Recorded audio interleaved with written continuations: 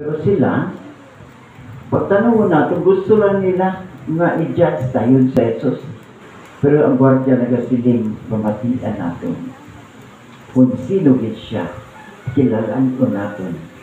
Agud na kung ano man ang desisyon, maging maayo para sa tanan.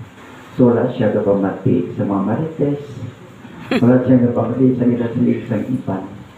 Pero kung ano siya, ang makikita sa Jesus.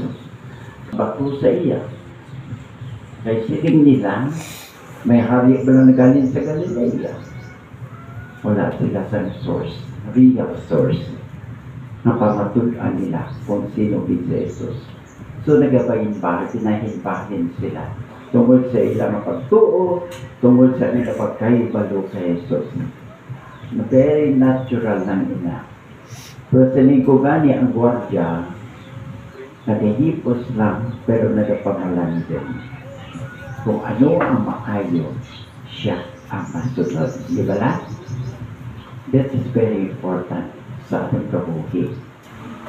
Kung masami madamo kita ginahambal, mahilig kita maghambal, mag-istorya, pero ang aton pakikinig kung kaisa ay malipot lamang. Pero ang pakikinig ang pinaka-importante sa aton kabuhi. No? Kung nagapamati kita, may baluan natin kung ano kita ang gusto sa ng tao. Ano kita ang gusto sa Ginoo para sa aton kabuhi. Sa tuwa sa ating kabisihan kung kaisa wala na kita 6 times sila.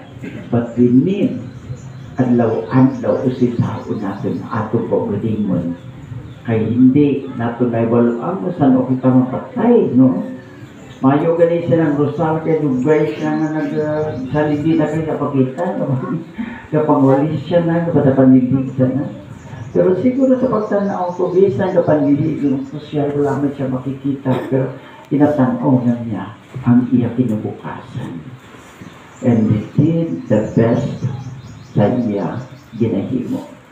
So mga utod, kung tanawin natin may duwa ka parte sa atong kabuhi, nakita mapatay din. Nga duwa ka bagay, ngayon natawag natin ng katapusan sa atong buhay, magsiling natin nga terminal death nga tanan kita mapatay.